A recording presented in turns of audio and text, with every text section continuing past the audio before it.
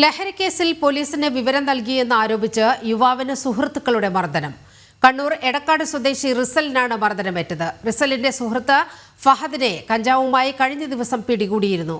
റിസലാണ് പോലീസിന് വിവരം നൽകിയത് എന്നാരോപിച്ചാണ് ഫഹദും സംഘവും മർദ്ദിച്ചത്. സംഭവത്തിൽ പോലീസ് കേസെടുത്തു. വിവരങ്ങളുമായി മിഥുൻ പിള്ള ചേരുന്നുണ്ട്. മിഥുൻ, പോലീസിന് വിവരം നൽകി എന്ന് ആരോപിച്ചാണ് മർദ്ദനമേറ്റത്. വിവരങ്ങൾ എന്തെല്ലാം? നീലിമ, ലഹരി കേസിൽ പോലീസിന് വിവരം നൽകിയെന്ന് ആരോപിച്ചാണ് യുവാവിനെ സുഹൃത്തുക്കൾ മർദ്ദിച്ചത്. കണ്ണൂർ എടക്കാട് സ്വദേശിയായ റിസലിനാണ് മർദ്ദനമേൽക്കുന്ന ഒരു സാഹചര്യം ഉണ്ടായത്. റിസലിന്റെ സുഹൃത്ത് ഫഹദിനെ കഴിഞ്ഞ ദിവസം കഞ്ചാവുമായി പോലീസ് പിടികൂടിയിരുന്നു.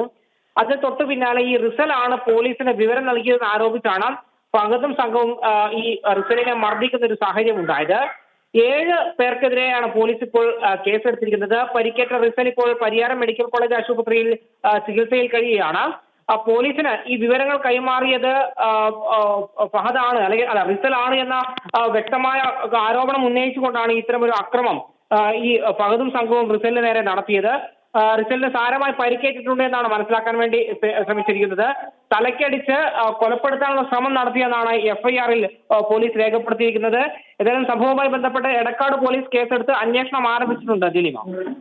ശരി, മിഥുൻ പിള്ളയാണ് വിവരങ്ങൾ പങ്കുവച്ചത്.